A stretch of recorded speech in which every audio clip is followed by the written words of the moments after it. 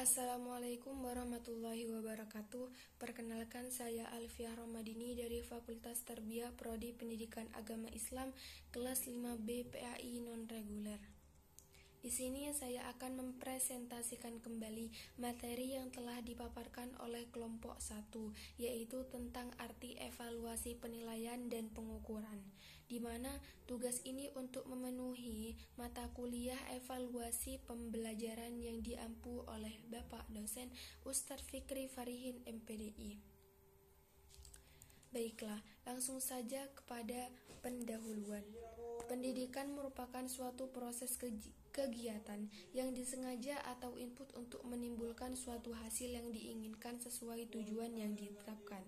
Sebagai sebuah proses, maka pendidikan harus dievaluasi hasilnya untuk melihat apakah hasil yang dicapai telah sesuai dengan tujuan yang diinginkan.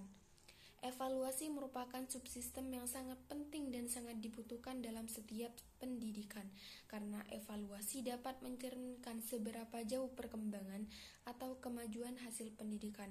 Dengan evaluasi, maka maju dan mundurnya kualitas pendidikan dapat diketahui. Pembahasan yang pertama adalah pengertian evaluasi secara istilah berasal dari bahasa Inggris, yaitu evaluation yang artinya penilaian, di mana penilaian sendiri adalah proses sistematis meliputi pengumpulan informasi yang berupa angka atau deskripsi verbal, analisis, dan interpretasi untuk mengambil keputusan. Dan yang kedua, pengukuran. Menurut Wayne and Brown mengatakan pengukuran adalah suatu tindakan atau proses untuk menentukan luas atau kuantitas daripada sesuatu. Kedudukan evaluasi merupakan poin penting dalam proses transformasi kebudayaan dan peradaban. Untuk memastikan karakteristik dan keunikan siswa yang akan masuk dalam transformasi, diperlukan evaluasi terhadap masukan, di mana ada tujuan dan fungsi evaluasi pembelajaran. Yang pertama, tujuan utama melakukan evaluasi dalam pendidikan adalah untuk mendapatkan informasi yang akurat mengenai pencapaian tujuan instruksional. Fungsi evaluasi ada beberapa hal. Yang pertama, evaluasi berfungsi sebagai selektif. Yang kedua, evaluasi berfungsi sebagai diagnostik. Yang ketiga, evaluasi berfungsi sebagai penempatan, di mana ada ruang lingkup evaluasi pembelajaran.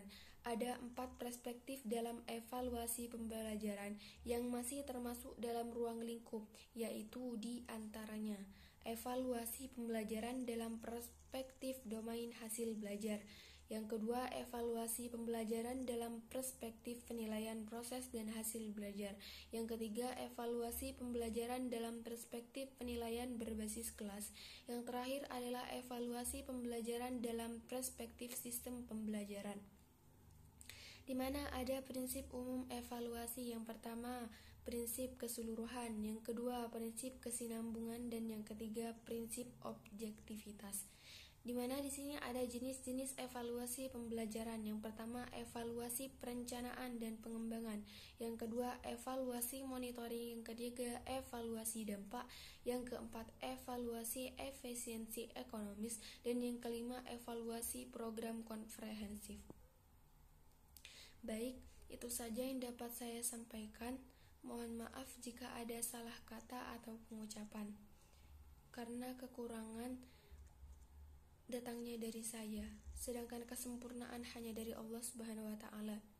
Kurang lebihnya mohon maaf. Assalamualaikum warahmatullahi wabarakatuh.